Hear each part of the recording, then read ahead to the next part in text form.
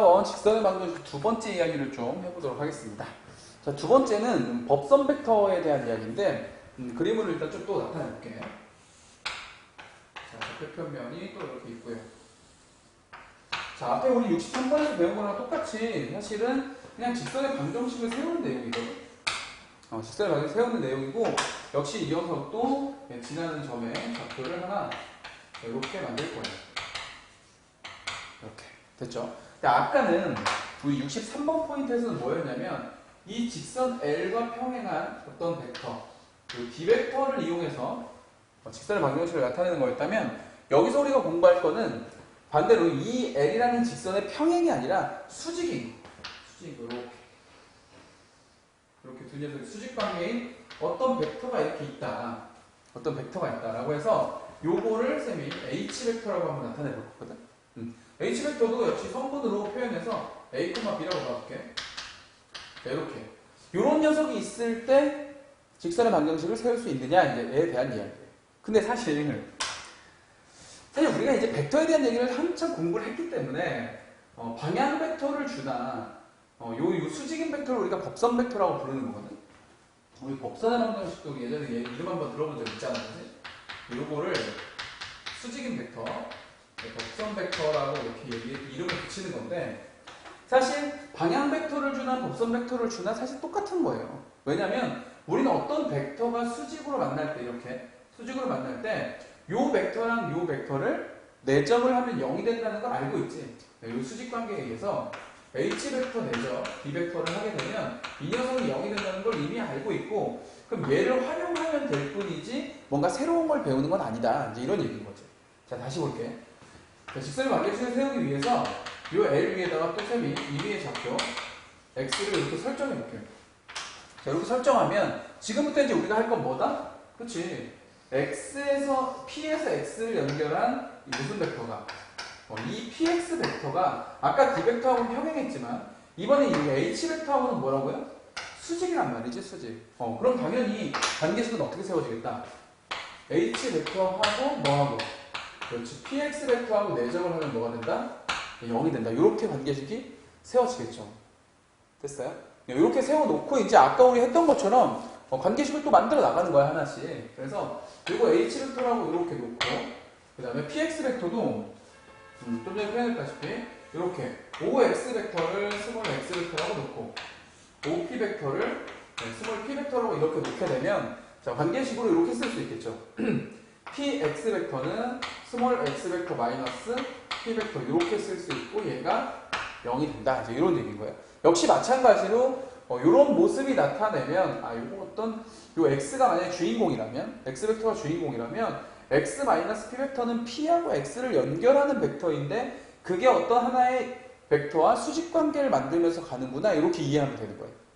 이해갔어? 자, 그럼 이것도 천개도 할 수 있으니까 우리 내접의 연산 배웠으니까 H 벡터 내접 X 벡터 마이너스 H 벡터 내접 P 벡터 이렇게 해서 얘가 0이 된다. 뭐 이런 얘기도 할 수 있고 또 한 단계 더 나가서 H 벡터 X 벡터 내접한 거랑 H 벡터랑 P 벡터를 내접한 게 같다. 이렇게도 볼 수 있겠는데 사실 이게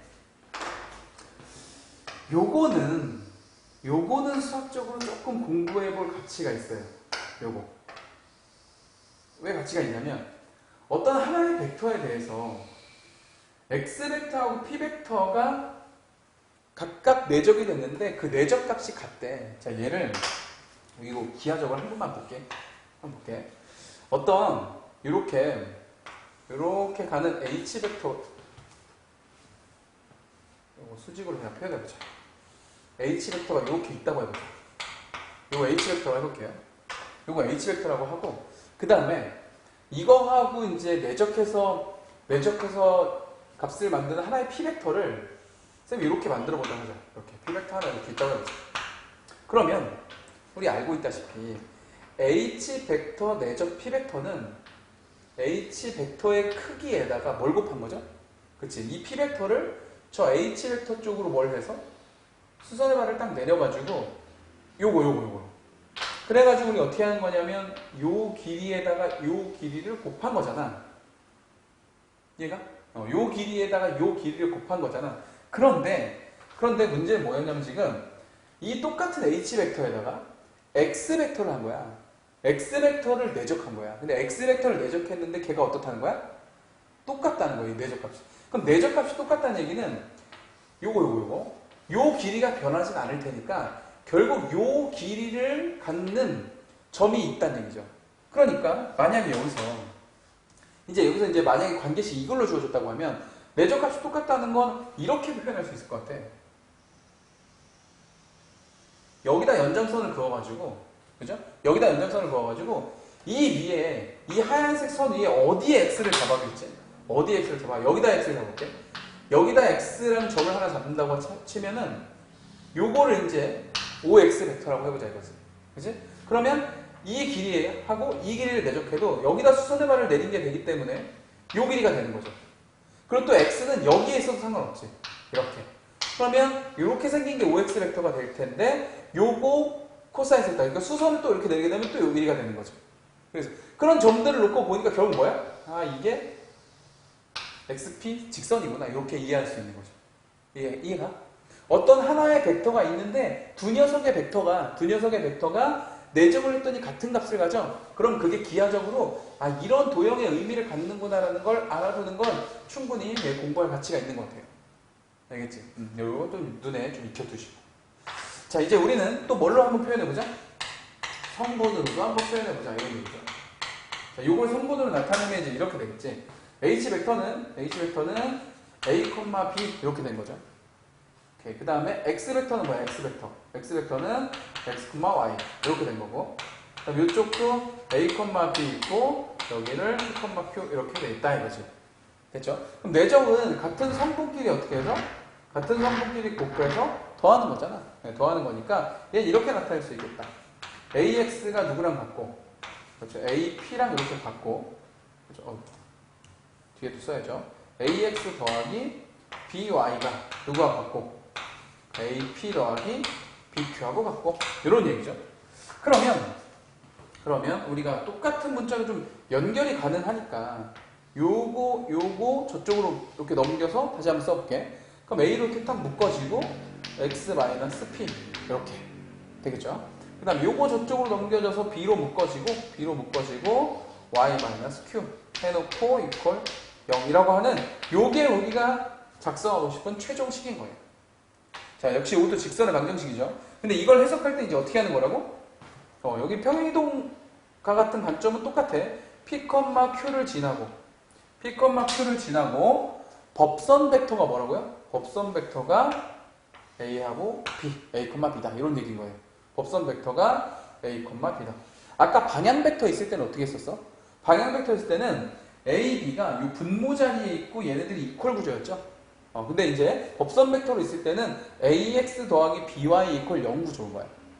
이해가죠? 그래서 이렇게 해서 직선의 방정식을 만들 수 있다. 자, 정리를 좀 해보면 얘들아, 결국 여기서 공부하고 싶은 건 직선의 방정식을 나타내는 두 가지 방법인 건데, 하나는 자, A분의 X-P 이퀄 B분의 Y-Q. 이게 뭐였다고? P, Q를 지나는데 방향 벡터가 A, B이다. 이런 얘기고요. 그 다음에 A 곱하기 X-P 더하기 B 곱하기 Y-Q 이퀄 0. 이런 직선의 방정식은 P, Q를 똑같이 지나는데 법선 벡터가 A, B이다. 이렇게 나타내는 직선의 방정식의 두 가지 표현 방법을 개념 63번과 개념 64번을 이용해서 나타내 본 겁니다. 되겠죠? 자, 문제 풀면서 조금 또 익혀보자. 첫 번째 문제 볼게요. 자, 첫 번째 문제 보니까 A 벡터가 2,1이래. 그리고 B 벡터가 4,8이래. 자, 이렇게. 그런데 B 벡터 마이너스 A 벡터. 이거 바로 쓰자. B 벡터 마이너스 A 벡터는 여기서 이거 뺀 거니까 2,7이겠죠, 이렇게. 근데 2,7의 수직이래. 요 녀석과 수직이다. 그리고 누굴 지난다? 2,-5를 지나간다. 자, 그러면, 자, 수직이란 얘기가 이 녀석이 무슨 벡터라고? 네, 법선 벡터라고요. 그래서 식 어떻게 세운다? 그렇죠. 2 곱하기 2,5를 지나간다고 했으니까 x-2 이렇게 되고 플러스 마이너스 5 곱하기 아니죠. 7 곱하기죠. 요거죠, 요거. 7 곱하기 y 마이너스 지나가는 점. 이렇게 해서 이퀄 0. 이렇게 만들면 직선의 방정식이 된다. 이런 얘기예요. 되겠죠? 앞에서 배운 거 바로 이제 숫자로 활용해 본 거니까 어렵지 않을 겁니다. 자, 두 번째 것도 한번 볼까? 두 번째 거 보니까 이거 뭐라고 되어 있냐면 A라는 점을 지나간다고 했는데 얘가 2,-3이에요. 요건 지나는 점이고 조건이 뭐였냐면 2 곱하기 x-1 이퀄 자 마이너스 y 플러스 2 근데 요 녀석의 수직이래. 요 녀석의 수직이래요. 자 그럼 봐라 얘들아 이거를 이렇게 볼 수 있을 것 같아요. 자 우리 이제 법선을 배웠으니까 법선을 한번 볼게. 요거 저쪽으로 넘겨보자. 저쪽으로 넘기면 2 곱하기 x-1 이렇게 얘 넘어와서 더하기 y 플러스 2 이퀄 0 이렇게 생겼을 거 아니야. 그럼 이 직선은 어떤 직선이라고요? 이제 1, 마이너스 2를 지나고 법선 벡터가 2하고 1인 직선이 되는 거야. 그러니까 얘 이런 거겠네. 여기다 한번 그려볼까?